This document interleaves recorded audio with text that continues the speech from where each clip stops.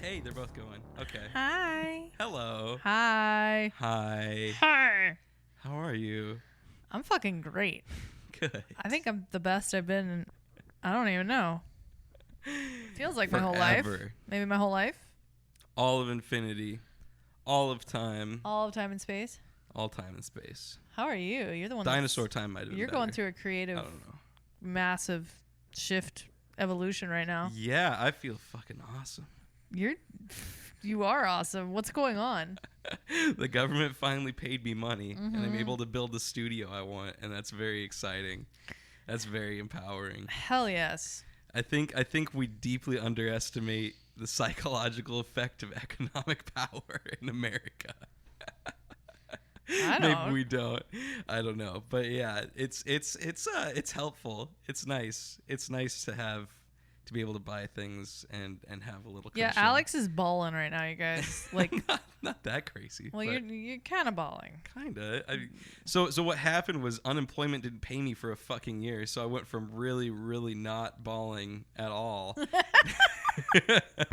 to them paying me all at once, which was a lot of money. Yeah, it was a year's over plus. a year. It was like almost a year and a half. It was the entire. It's a lot of fucking money up until now. Yeah. It's wonderful. Yeah. So big you're release. able to now he's funding this new creative studio we've got going, which is really what we've been creating energetically and visualizing and we've been visualizing this for a long time. Imagining. And it's all happening. It's really crazy because it just feels like our dreams are coming true. Like literally every day, more and more and more things happen, and it's like it's because we're like transcending these fears that we've had a lot of. We've really transcended and worked through a lot of our deepest shadow energies, the things that have held us back, the things that have held us from fully amplifying our light. Because you and I have a lot of creative power and we have a lot of creative juju, but both of us have held ourselves back in our lives for a long time. Right. Both for like maybe rational reasons that seem good, like, oh, I can't afford this or whatever, and also fear. But really, they're all the same thing, right? Like you could look at what's happened right now, and there's a lot of rational conclusions you could draw about coincidence and privilege and whatever have you, but there's a lot of spooky connection between us letting go of our fears and then just thinking, like I've been doing this thing lately I told you about today, which was the like wouldn't it be cool if, which is just kind of like a riff on the imagination, Neville Goddard manifesting kind of shit, you know. But just like saying to myself, hey, wouldn't it be cool if this happened? You know, anytime I'm like anything else is going on in my mind that maybe I don't want to be thinking about, I'm just like, well, wouldn't it be cool if that resolved somehow? Yeah. And the more we focus on that kind of stuff, which is like energy, quote unquote stuff, emotional stuff, mind stuff, it seems to outpicture into our life somehow. It seems to just manifest. It's really crazy though. It gets lately. really spooky. It's been out of control. Like, yeah. It's like I've read about this stuff my whole life, and I feel like I've been practicing it, but something is happening. I feel like you and I have entered some kind of vortex now.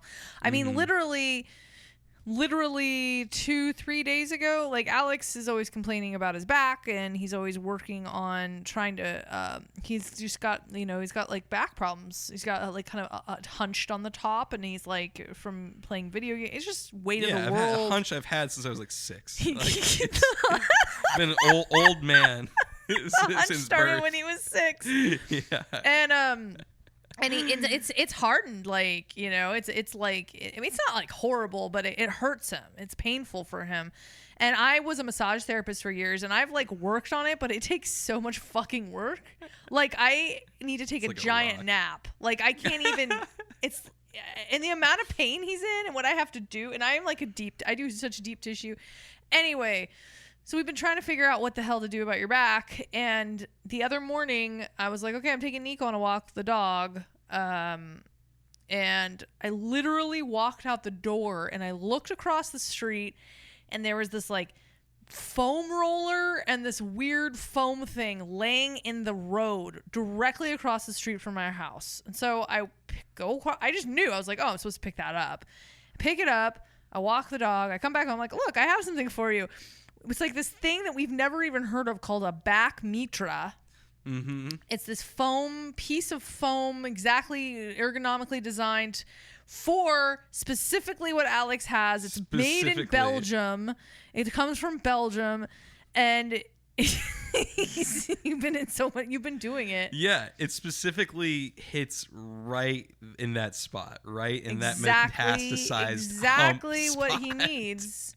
And the first time I did the thing, the first time I laid on it, it was so painful. It was so painful because it's just hitting, and you're supposed to just relax on it and just breathe. It's not as hard for me. It's supposed to be relaxing. It hurts a little bit though. It's interesting because it's just this like maybe like 4 inches or 3 inches.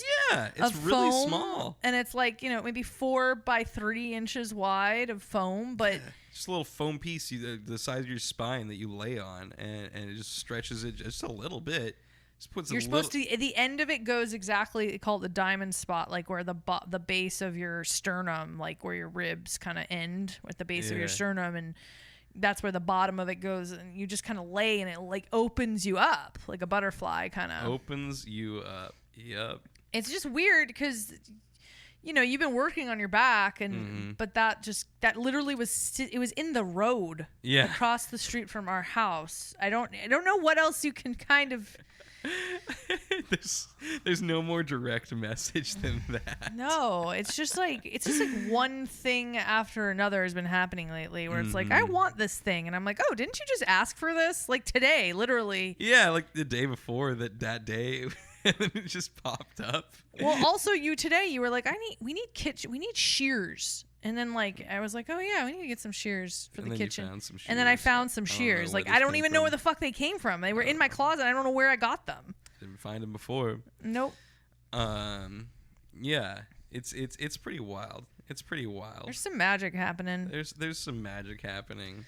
And I think that's like the thing that I like want to continuously hold to and like impart to the listeners and impart to ourselves and everybody. Like it may seem like the world is going to shit and that it's like that we need to be brought down by fear and we can't function normally, and things may be going back to the way they were with the coronavirus and all this shit. But honestly, on the undercurrent of all this shit, it's deep, deep liberation. Mm-hmm. There is a deep psychic liberation that is happening here because I think that the fear has gotten so intense that it's either you just unlock from it, and that's like the key to freeing your mind. Right. Yeah. It's just time to unlock, and we seem infinitely supported in that. And yeah, there's always going to be infinite reasons to be fearful. There's always going to be infinite reasons to be fearful, and always you can use your logical brain to break things down and siphon all the magic out of things. But more and more, at least in my life, it doesn't seem to be how things work. Actually, like we really believe in we're like crazy people who really believe in this like God power, essentially, right? Like we each are God, and I don't think I'm crazy, but we each are God and have our minds have way more power than we give them credit for. And so like what we focus on and what we think about and what we wish for truly is like the most important thing we can do with our mind, and it's what like fuels us, and it's what draws things to us like a magnet.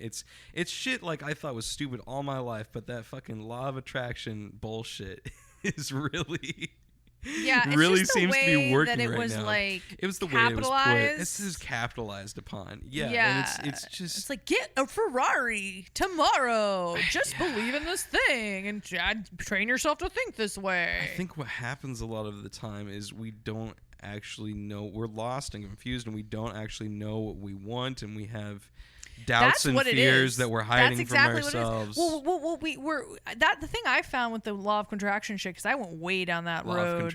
Law of contraction. That too. That's another law.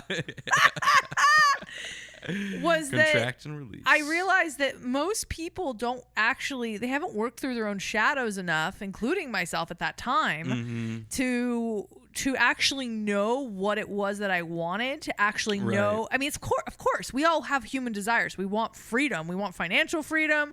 We want to do what we want. But had I done the spiritual work to work through my shadow to actually be able to receive the things, that's really the deepest key for me is, can I actually receive all the stuff that I actually want? Because back when I was really doing the law of attraction shit, it was like, I remember I needed to make my rent one month, and I had literally like $100 in my bank account, and I was like, I'm going to do this. I'm going to make this money. I'm going to figure this out. And I like hypnotized myself and went into these crazy loops. And I did. I manifested $2,500. That was pretty much what I wanted to manifest, by somebody hitting me. They hit my car, and I collected the insurance money, and then I had to drive around with my fucking car with a dent in the side for the next 4 years. Yeah, I think that kind of shares an emotional signature with where you were at the time, whereas like you had some belief underneath that or whatever, that those sort, like, money had to come through some sort of hard situation or some sort of bad circumstance or whatever. I think that's I didn't deserve it. I didn't just deserve it. Yeah, I think that's what happens and fucks this shit up a lot of the time, is the emotional resonance we carry really does seem to be the thing that creates and does everything. It is the occult hidden power underneath everything, and it draws things to you in mysterious, spooky action at a distance kind of ways, quantum ways. But what happens and what makes people like it not work for people all the time is there's this emotional resonance going on with them that they're not fully contending with. And so that's the shadow, right? So when they're like, well, I want $1 million, there's some sort of... But I'm really resentful of my friends and family all day long. Right. So that emotional resonance is mixing all up in there, and you get this the actual emotional thing happening in there is this mishmash of jealousy, fear of not having money. Typically, I think what happens is you're thinking, when you wish for something, you're actually thinking of the opposite. You're like, man, I wish I had money, and that's like, well, I don't have money, and you have this emotional resonance of lack. Yeah. Whereas, like, if I'm like the wouldn't it be cool if I had money, or like, wouldn't it be cool if I guess it's semantics, but like, there's an emotional resonance to the way I feel when I say that doesn't really live in the lack. It's more of like this sort of daydream kind of energy. Well, it's an openness and a receptivity, and it's actually an allowance. The thing I've noticed with you is that and I think this is why you're such an incredible creative, you have a very strong creative power, is that, it's that lion Leo energy. Alex is a double Leo. So you really you allow yourself the pleasure of things. So like when you imagine something or you want something, you don't feel bad for wanting it. You like enjoy the desire of it. One of the women that I love, she wrote this book called Pussy, and the whole book is about like taking pleasure in your desires. Yeah. And I think that's the thing that you're saying. Like the law of attraction doesn't. You have to really take pleasure in your desires. You can't be like in like the taking pain in your desires. I think that's what happens, is people feel the pain of the lack of not having what they desire, rather than feeling the excitement of potentially receiving what they desire. Yeah. I think that's it. Yeah. That's the thing. The biggest aha for me throughout 2020 has been the deepest, and now into 2021, is it's really about receptivity.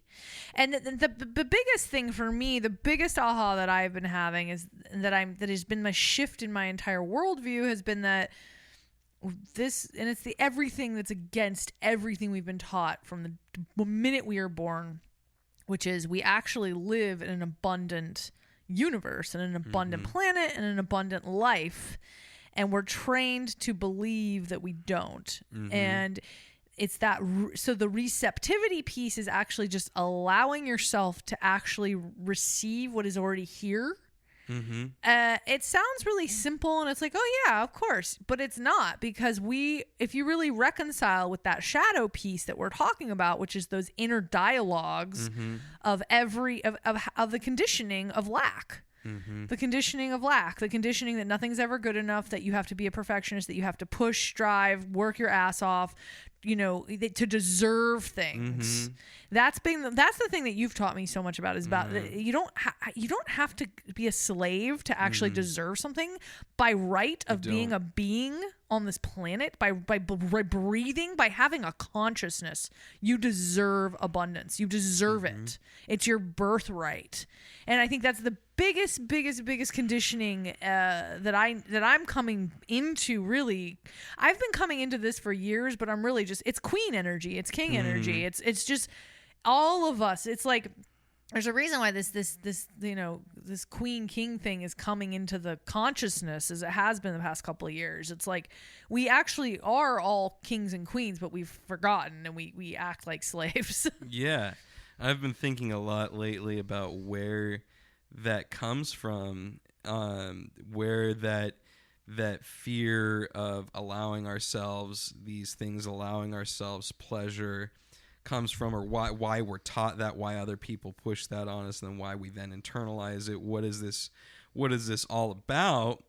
And we watched A Few Good Men the other day, right? Yeah, which is cheesy in a lot of ways. I make Alex watch cheesy movies from the 90s. I love old movies, man. 90s movies are my favorite. I wanted to watch it. Yeah, you did.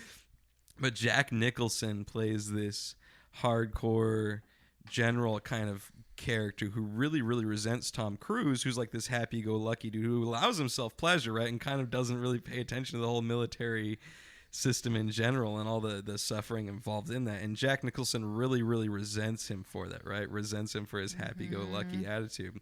And what comes out at the end in the courtroom when Tom Cruise pushes him is, I sacrifice my life to keep you safe. I put myself through all this misery to keep you safe. And the belief is that he needs to be miserable, and he needs to deny himself pleasure, and he needs to deny other people pleasure, and everyone needs to deny themselves, because that's what keeps us safe. And booyah, mic drop. Yeah. Mic drop. And that's bullshit. And that's something I've dealt with my entire life through my family, that I've kind of, dropped a bomb on my parents recently. Yeah, like, truth telling. Yeah, man. And well, you woke up this morning. That was so fucking funny. We didn't even talk about it because nothing really needed to be said, but it's so funny. But you said you woke up like... So we watched The Color Purple, and there's this scene in The Color Purple where Albert, this character, like his dad's talking to him, and he's like, what you need is a woman. And that's what caused the whole conflict of the movie, is him getting like a woman who he didn't love just to take care of shit, and he didn't take care of things. And then he ended up beating her and treating her horribly. Yeah, and he didn't love her, because he should get the woman to have run the household. Should. Yeah, and as his father was even though he was in love with somebody else. Right, exactly. And as his father was giving him this advice, he was like, he had this realization, and he was like, oh, this is the genesis. And then he was just like, goodbye, Pa, goodbye. And he just like push him out while he was talking. He's like, goodbye, Pa. Well, no. So he brought him, he followed his dad's advice. He brought Celie in the beginning in. of the movie. Yeah, right. He had this whole experience. And then Celie finally after years, 20 plus years of living with him, rises up and like fucking tells him, everything you do to me, you do to yourself. And until you do right on me, you're going to be fucked. And he internalizes that, and so his house becomes like a mess. Yeah, he lives in ruin. There's nothing. There's pigs in the kitchen. It's like he literally lives in shit. Mm-hmm. And his dad comes back in. It's the same. It's the spiral. It's the spiral happening all over again. It's the pattern repeating. It's the pattern repeating, and the dad coming back and being like, "You need a woman. You need to get yourself a woman." And like he in that moment wakes up, and he like gets super freaked out, and he's like, "Oh fuck fuck no, I'm not listening to you again. That's what created this entire situation with all of this chaos, was me listening to you and not myself, was me blindly following your advice and what I should do in order to be dutiful, which creates all of this pain and misery for everyone, including myself. So it was just funny because so at the end of the movie, he's like, "Bye, Paul, get out. Get the fuck out of here." No. He's like all freaked out. He's like, "Get the fuck out of my house." No, bye, Paul. But bye. he's hilariously gentle about it. It's just like okay, bye, Felicia. It's just complete a bye, Felicia energy thing. Goodbye, Pa. Goodbye. But you woke up this morning. That was like, I woke up at 5:30 this morning, and Alex woke up at like 10:30. But like, you were like, that's what was in my head. That was the only. He woke up and he's like, that was his memory. That's what I was dreaming about. It's like, goodbye, Pa. Goodbye. And it's like saying goodbye to this, like pushing out this old masculine energy of like you need to suffer and all these responsibility myths and stuff that really don't create a good life for you and don't create a good life for other people in your life and doesn't allow anyone to really get close to you. No, and it's what perpetuates like the misery on the planet. The misery on the planet, and especially for men, which is we don't talk about this shit enough. Like what the shame men carry, this idea that you have to sacrifice and be stoic and have no emotion and be this provider, that allows you to have no creativity, no, I mean, you're one of the most creative humans I know because you've been you've allowed yourself that. But if you put yourself back in that box, all of that would be stunted, and you'd be a shadow of yourself, which is why so many men are depressed. Right. And then they, it's this machine culture that power and money and capitalism is all part of that, right? Right. Well, what's been hard for me is that stuff was never like really directly put on to me. It was all just under the surface and felt by me, but never actually told to me. Like my family has been really supportive on the surface of all the things I've ever done. I'm like, great, do music, they buy me so much gear for this, pay for my college, all these things. But under the surface, I was always carrying this weight of feeling like I was being irresponsible by not just, I don't know, working at UPS or something, or not getting an engineering degree. Yeah, not getting an engineering. That was a big one, beginning, switching from engineering to music. Yeah, and there's been a weight of all these things and all these decisions that I knew I needed to make for myself were the best thing, but I always made them halfway because I still carried the guilt through of making it. Of not being the person that your parents wanted you to be. Yeah, I don't even know if they necessarily wanted me to be that, but on some level there's some family karma, some family energy that they carry as well, where there's like, you just want to be normal, to suppress yourself, to suppress your emotions, to suppress your desires, and just try and make peace with everything, rather than actually pushing and fighting for what you want. And there's this real disdain for fighting, real disdain for conflict in my family. That's been the most suppressive thing. That disdain for conflict, I think, has been the thing that's held me back the most. And I have these moments where I decide I'm going to fight for what I want, but then I immediately feel bad for how it seems to upset everyone else that I'm fighting or pushing or being authentic or speaking the truth about what I feel of a situation. That's just fucking wild. It's wild that speaking your truth creates so much, such a bomb. Yeah, well, and it does for anyone, right? Even the most open people, the truth hurts, right? Yeah. But most people, I'm learning, or at least, the people I spend my time with now, can take it and actually have a dialogue with you. You know what I mean? They can take a punch and then things actually come out and get worked out. Whereas my family, they can't take a fucking punch, man. And one little thing just it activates so much rage that there's no room even to work through anything. Yeah. And it's like, what I say might not even be the truth. That's not the point. It's just what I say is what I'm feeling right now. Work it out with me. And no, there's no dialogue. It's like, get out, shut up, you little twerp. We're not talking to you. You're a piece of shit for expressing negative feelings. You know, you're supposed to internalize all that. You're supposed to internalize that. And that's bullshit, man. That's bullshit. That's what keeps us all sick. That's what keeps, yeah, bye, Pa. God, I hope I can get him to listen to this or something. Yeah. But going through this period where I'm not talking with my family right now. It's been rough. It's been really rough for you. It's been not easy. No. Yeah, and it's really interesting because you're emerging and your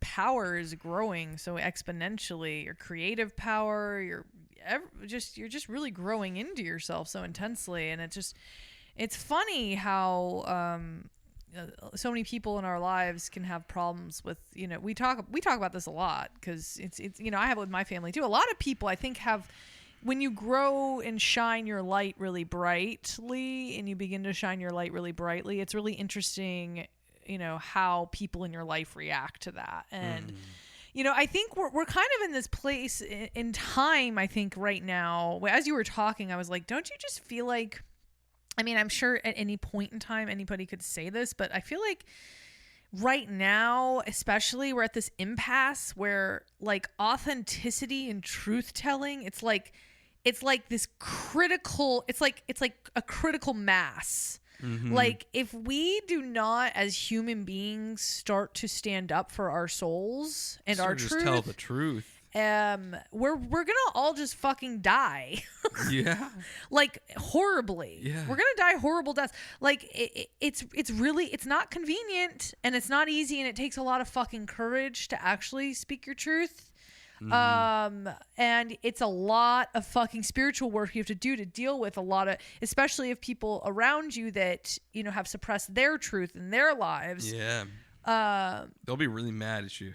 They'll be really mad at you.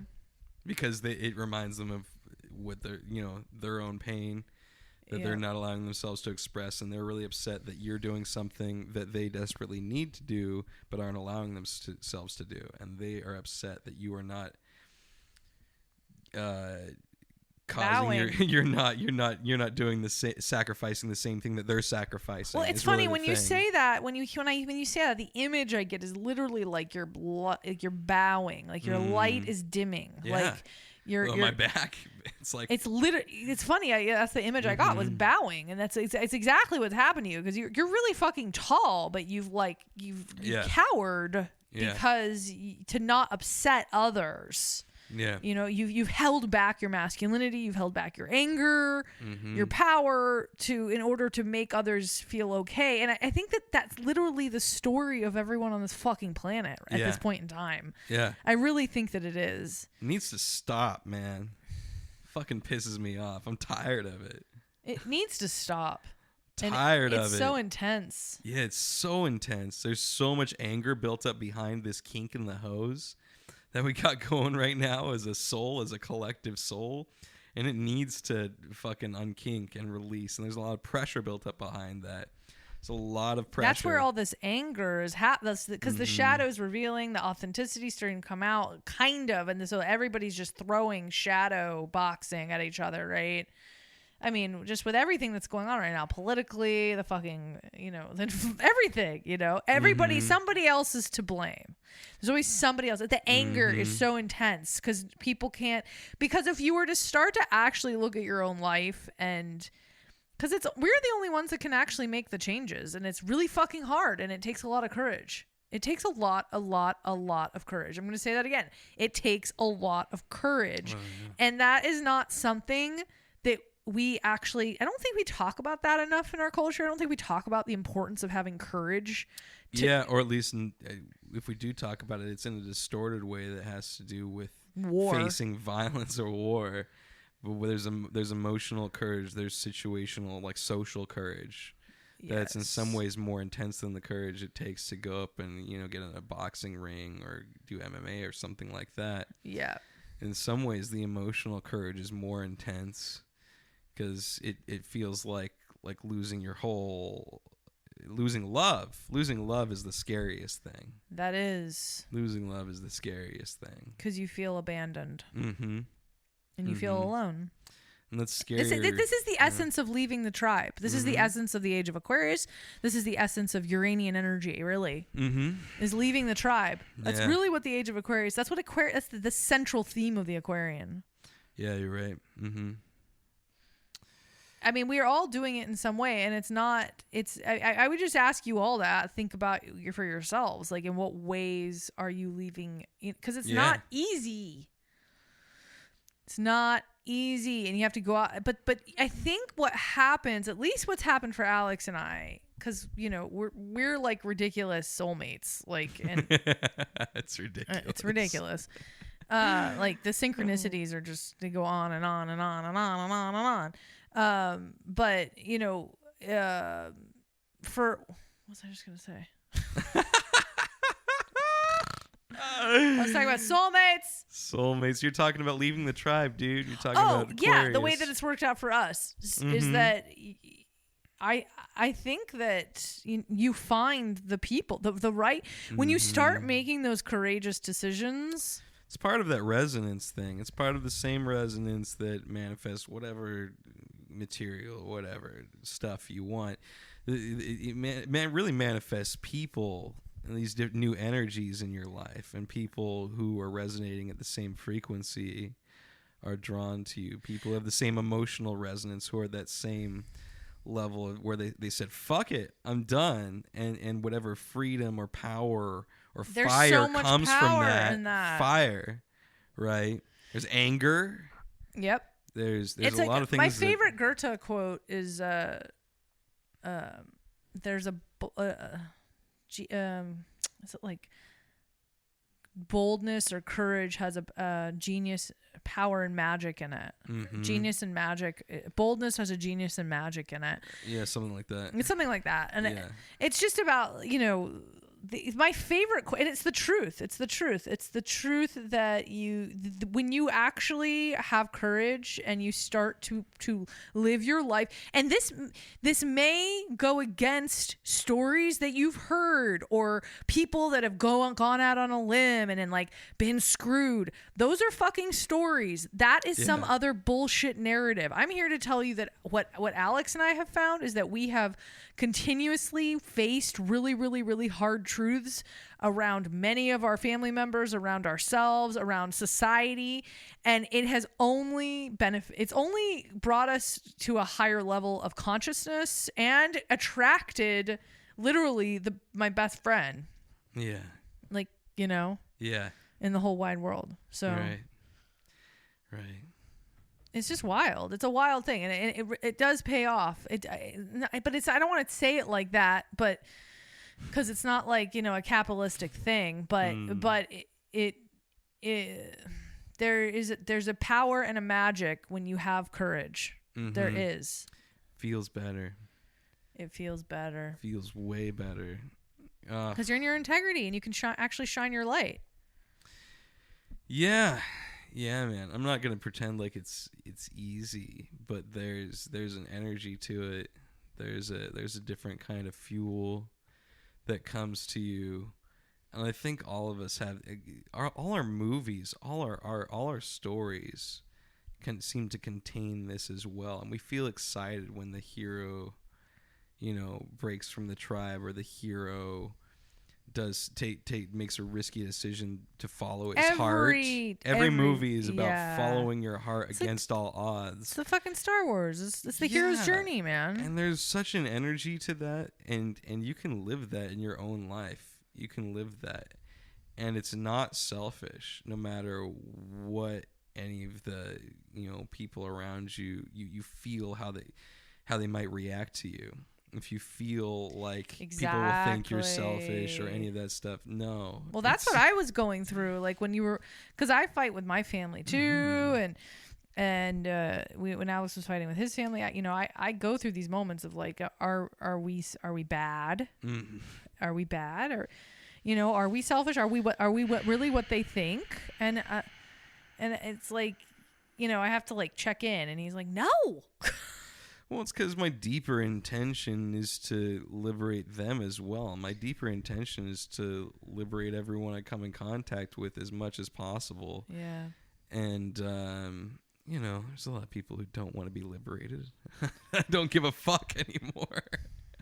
Because I think that sucks, man. I think it sucks to live that way. And I think they know it sucks. And it's just this ego, pride, attachment that makes them think they want that. Well, yeah. And that's the thing. And that's why, the more our materialism kind of wanes, because I think that's the thing. People are just attached to their materialism, the lives they've built up, the money, safety, their status. They're scared. They're scared. They think the material is their safety. Yeah, their status, all this stuff. And it's like, man, you're going to fucking die. Like, you really want to live the rest of your life like this? Or you really want to shore up this pitiful existence for, what, 5 decades or so? Like, what? A lot of people, though, are afraid of death. Even our neighbor, our friend who's our neighbor, and she talks to me all the time everything. Yeah. It comes to everything. Why waste time being afraid of it? You use death to be like, well, I'm going to do some different shit then. I'm going to try as many different things as possible. I'm going to live abundantly. I'm going to push the envelope. Whatever I do, I'm going to die. I look at it as like it wipes the slate clean, man. Whatever happens, you're going to die and the slate is wiped clean. But even that, people are afraid to die. That's the absolute end all be all material manifestation. But we die every day energetically, like when you decide to change. Yeah, death is just change. I firmly believe that. And even when we die, like, something in some way has to continue on. It doesn't make sense that it's just nothingness. Because even if it's like, quote unquote, nothingness, well, then you're experiencing the nothingness. The only thing that I think is true is that things always change and things always move forward. I don't think there's like a end point to anything. What we live in is a dynamic, continually changing universe, and I think that's forever. Yeah. That's for fucking ever. Yeah. That's just the nature of existence, and it gets really trippy if you really think into and feel into that. But that's the only thing that makes sense to me, and I can't even conceive of anything else, honestly. Yeah. I can't even. So we just got through this massive T-square. Yeah. That was just intense, right? It was it lasted like on and off for like 3 weeks about. Yeah. A T-square in astrology is when you have 3 planets in a tension aspect, and they create a triangle, and it's 90 degrees T-square. Any tension square. And how you doing over there? I'm great. I'm just looking at my empty glass. And you want forlornly. We're filming this at like 10 o'clock at night, having a margarita. Yeah. And man, was that an intense couple weeks. The tip of it, I've talked about this a little bit, but the tip of it was Uranus. We've been going through it was in the part of the T-square was to Uranus squaring Saturn, which is what we've been going through all of 2021. And these, tension aspects with this new frequency that's coming in, which is, this reconciliation with the spirit world, with the spirit realm, with the etheric, with, the energy body that is beyond matter. And starting to, and cryptocurrency has been a great indicator of this because it's non-material, it's based in etheric energy, right? And so it's been interesting because I feel like crypto has been kind of like this indicator of kind of, in some ways, how the wave is, how the new world is blending with the old. And we were doing fucking great. And then there's this like giant crash and it's been like 3 crashes now, hasn't it? Yeah. It's like this continual. It's interesting. Yeah. Well, what the market is like the collective faith of humanity, really, or anyone involved in the market. It's their collective faith, and it's kind of a measure of that. Right. Yeah. Right. So there's all these like fear waves that keep coming in, like the Delta variant. Dude, I don't even fucking know. I don't pay attention to the news, so when you tell me about this shit, I'm like, what? There's coronavirus, the sequel. Well, we just got this new fancy iPad, so I'm like, fucking stupid. Yeah, coronavirus, the sequel. It's more fear of death shit, dude. And I'm just losing all patience for the fear of death. I'm like, Jesus Christ. Yeah. Think about it, man. Like, the most important thing really is living in the moment and having a good experience. Are you really going to sacrifice your experience with fear to prolong your experience? The math doesn't check out, man. Yeah. It doesn't check. It's ridiculous. We're being crazy. Duped. We're being duped. Yeah. I can't. I'm not scared of any disease on the planet, so I'm you know, this is part of my own leaving the tribe. And well, because you dealt with so much you dealt with so much medical shit when you were young. I've dealt with so much medical shit, and it's all bullshit. Yeah. I'm here to tell you, it's all bullshit, dude. It's all your fucking mind, all of it. I know it's hard to hear. There's a lot of shit that makes that hard to hear, but that's true. If I'm being honest with myself, that's what I believe. So yeah. Well, it's your fear. It's essentially your fear. And this has been Alex really exemplifies this, and he like lives this way, and I see it and I witness it, and it's true. He's kind of like I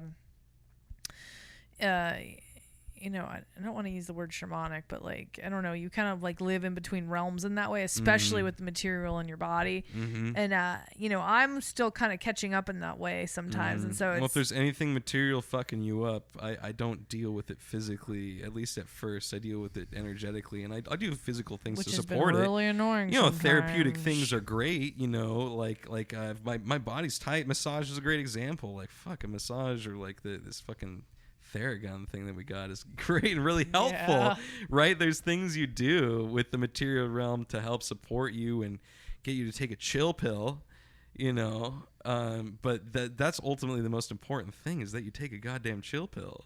Yeah. It's, that's why placebo is so effective. Anything. It's like, oh, thank God I'm dealing with it. And that's really the only thing that matters, is that, like, man, I think I'm getting better. There you go. That's all. Yeah, and that's but it can be tricky, because you can start, It's always tricky. I'm always dealing with shit. It's not like I'm perfect and it's like I'm healthy and feeling great all the time. There's little things that come in, but I just don't give them the weight. Yeah. I don't worry about them. I just let them pass, let them come and go. There's some sort of chaotic vortex that we're in that's not stable, that things come in and out and things are always changing. But I guess it's about rolling with the punches, Yeah, and just lately with like how our life has been going and how like the vortex is just getting more and more and more amazing. It's like I'm just literally watching how, the way that you start to believe. It sounds so cheesy. Yeah, it does. It sounds so cheesy. But it's true. I mean, like, what? You've had multiple instances now over the last few weeks where you start feeling like you're getting sick, or you get, and like, you're like, no, and you let it go in some way, and then you're not sick, like, instantly. I've had a bunch of times. Well, that's what I've been learning lately, especially, is like, something will happen and I'll start to feel one way and it'll come on really strong, and then something in my consciousness is just like, no. And I'll just... And then you come... Well, it's like... And then you come... It doesn't go away immediately. It comes to like some crescendo you've had, Yep. And then it passes through. Yep. It's pretty quick. It's usually never more than a day. But, right. Yeah. There's just a whole bunch of energies flying around us all the time that we're dealing with. And it's really what we want to attach to. And do we want to believe in health? Yeah. Do we want to believe in well-being? Do we want to even talk about that? Or do we just want to talk about sickness? There's a lot of people that want to believe in sickness. They want to believe. All day long. Yeah. All day, every day for the rest of our lives. Let's talk about sickness. Let's not talk about the millions of people that are very well and alive on this planet with very healthy immune systems. At the same time, I'm grateful if this ends up extending my unemployment. Like, you know what I mean? There's always positive. Like, I don't spend all my energy being angry about this. No. Like, because it's like everything brings great opportunities. Like, wow, that might do something good. Everything does, ultimately. But it's well, that's the ultimate irony of it all. Yeah, right. I'm just angry about people because they're extensions of my soul, and I'm just looking at myself being like, you fucking like, Jesus Christ, you drama queen, but I'm a drama queen in my own life, and you we're can all be. Yeah, we all are. Yeah. But what we need is the vulnerability for someone to come and be like, hey, you're being a drama queen, and then to like accept that in some way or deal with it. Or be, you know what I mean? Instead of just running and hiding, be like, everyone hates me, or being really angry and shouting everyone down. It's like, we all need this. We all need people to come and tell us, like, hey, well, that's what's going on with you, man? What love is? Yeah, is engagement. Yeah, it's engagement. It's engagement. Yeah, without shame. Engage it's with like each actually other. Inquiry. Engaging without shame. Actual inquiry. Like, why can't we do that? Why can't we do that? Why are we so fucking afraid of inquiry? Yeah. Ridiculous. It needs to stop. I'm done with it. I'm done coddling that. I've spent my Obviously. whole life. I spent my whole life coddling the shame of inquiry. No. Obviously done with that. Alex has this great new like wardrobe that he's got going on. It's like yeah, dog. It's like tropical shirts, really silky. Always on vacation. Flowery. Tropical shirts. Should I go places and people are like, you look like you're on vacation? I'm like, I am, bitch. Thanks for noticing. The rest of my life is now a vacation. How can you say that? Because what's wrong with you? You need to get to work, son. Fuck off. Kill me. Get to work. Kill me now if that's what you want me to do. Go slave away. Hang me from the lamppost. You need to take life more seriously. You need to take it more seriously. Stop laughing. Stop laughing. Stop being so joyful. Stop being so joyful. Think about the sickness. Think about the pain. Go save your money. Work your ass off really hard and pay for everybody. And be really angry about it. All right, sure. Whatever you got. Stop being so damn happy. Oh. Get off a vacation.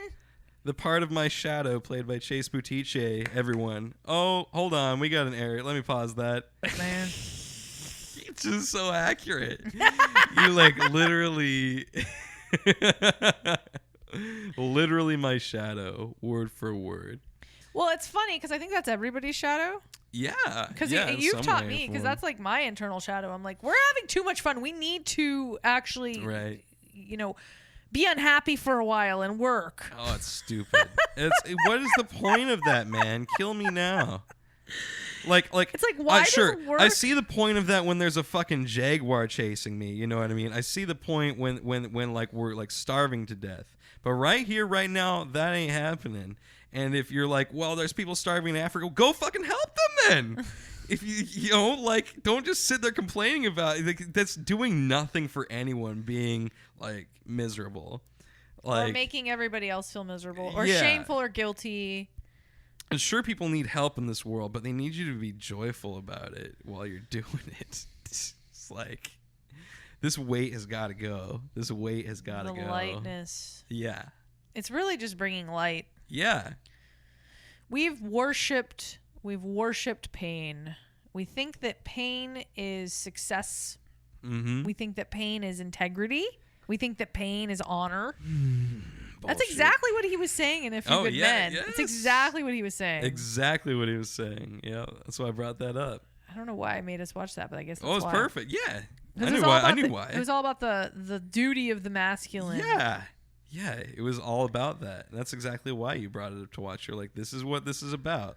I was like, that sounds great. I need to work out this fucking anger. Because you kept talking about, I want the truth. Yeah. And he's like, you can't handle the truth. Now you're getting loud. Now you're spiking the fucking. No, do it. Get loud. Whatever the fuck. They can deal with some distortion. That'll be nice. Yeah, man. You can't handle the truth. What he's saying is like, I can't handle the truth. That's what he was saying there, man. And it's not true. Don't be a fucking pussy. Deal with the truth. Don't be a fucking pussy, everyone. I'm getting more and more angry as this is going on, but it feels good. It feels good. Good. Like it's ridiculous that we're scared of the truth and we're scared of like people, being mad at us and expressing that at us. You know what I mean? It just dims all of our lights, and it makes us slaves to a system. That is literally how the system gets off on us. Yeah, man, or just anyone in power, the system, your grandpa, it's who the teachers. It just on all levels it exists. It exists on all levels. And joy is the only way out. And people will be angry with you for being joyful. Yeah. But do it anyway. Yeah, man. Dare to be joyful. And apparently that's gotten to some pretty dark places in the past where, like, a saint is getting torn limb from limb. But I don't see that happening right now, so fuck it. I'm not in Saudi Arabia. I'm not going to get my head chopped off. I don't think. And if it does, so be it. I don't want to be here anyways. Well, if we're all everybody, I mean, I've lived a gajillion lives, like, getting tortured for speaking my beliefs. I've had dreams. I know it. I know I've been burned alive. Not the best. I was definitely a witch. I mean, or told I was a witch, because I was just... Some of that stuff's rattling around in your old noggin over there. Yeah. Oh, no. I mean, I just feel it. I identify too much with that archetype. Yeah. But you do, too, in some way. Oh, yeah. It's just it's anybody that's over time spoken their truth and been, Yep. But now is a very unique time in history, in human history. I believe we can. Honestly, pretty fucking easy to do it compared to that shit in the past. Everybody's got a goddamn podcast. It's pretty cool, man. I understand there's some people in situations where they can't do that, but that's very, very rare. Very, very rare. And what we have right now is this nexus of imagined danger, this fear of, if you speak truth to your boss, you'll lose your job. If you speak truth to your family, you'll lose the love of that. You'll be rejected. All this stuff. Nothing physical is very likely to happen to you at all. You know what I mean? You're not going to be starved to death. You know how fucking hard it is to actually starve to death in this country? Like... You know how rare capital punishment of any kind is? Like, I guess you can get beat up by cops, but what kind of truth are you speaking that you're getting beat up? Like fucking marching, I guess. Well, what's the difference of being in a prison? It's like if you're in a prison of your own, of not being able to speak your truth and living a life in a, like, absolute lie. That's a real prison. Yeah, you're not in four walls, with your... behind a cell, but it's pretty much the same thing. Oh, it's way worse. The cells in the four wall is no prison at all if your mind is free. Many, many people talk about that. The material realm is not the real prison. Your mind is. Nothing in the material world is a prison. It's interesting. I was reading some book, an Eric Butterworth book, and he was like, the most secure, he was talking about security and worth and value and how we all have fear around that stuff. And he was like, arguably the most secure place on the planet is prison, where you have everything provided for you. You don't have to worry about anything. And there's no decisions to be made. There's no decisions to be made. Not even about when you're going outside or waking up in the morning. Yeah. No decisions to be made. It's interesting to think about it like that. Yeah. And I've had dreams myself of being in prison and then freaking out about it and then realizing that, I had structure. There was some structure that made me feel more free. Mm-hmm. It's almost like you've gotten there because you spent your life being so chaotic and unable to handle freedom that it's like, okay, we're just going to calm all this down for you so you can just focus on your energy. Mm-hmm. Because clearly you need that. You need just this focus time to just be with you and just work on your psyche. Mm-hmm. And some people can even go downhill from there because there's a lot about prison. I'm sure it's terrible. But really, like, we end up in these more restrictive environments a lot of the time, I think, because we're struggling so much psychically. Yeah. And we end up in these things that seem like physical prisons, but maybe, just maybe, those are opportunities for you to have less decisions to make and just focus on your energy. Interesting. Maybe the world's perfect. I know a lot of people that have some people that have a lot of money and have all the stuff, and I know that they're just so miserable. And they've got some deep secrets. Yeah. And I know they're in a deep prison. Yeah. You know, people I've known since I was really young. Yeah. They're fighting it. They're fighting hard. And it's interesting. It's interesting how we think we're free because we have stuff. You know what I mean? Stuff has nothing to do with freedom. It's nice. I gotta say, the fucking stuff we've gotten for a studio, they're fun, like creative tools. But I can't say that has anything to do with freedom. They could become their own prison. You know what I mean? If you're like, oh, this thing's not working the way I want. Well, I think that's what does happen. Your stuff does become your prison. It becomes your prison. So you got to be really, really careful whenever you start getting stuff. It's just anything. It's anything that bounces off our consciousness off against anything. It's how we bounce ourselves off against anything in reality. Material, spiritual. It's just how we bounce off. Anything can become a prison. Anything can become an object or a vehicle for freedom. Anything. Yeah. You know, I kind of wonder if this stuff is coming into my life now because I'm getting to a point where I'm able to handle it and not make it a prison. Because definitely before in my life I've been around stuff like this and it hurts my head because I start getting in the prison of like, it needs to be this way, you know what I mean? And now it's not like that. It's exciting, and maybe that's now why I have the opportunities to get this stuff. Yeah, because you got an amazing mixer, MIDI controller, and a drum machine, like the top of the line. This shit's rad. You guys should see his desk setup right now. It's so insane. And it's he's pretty, like an engineer, so he's just like, oh yeah, I got this.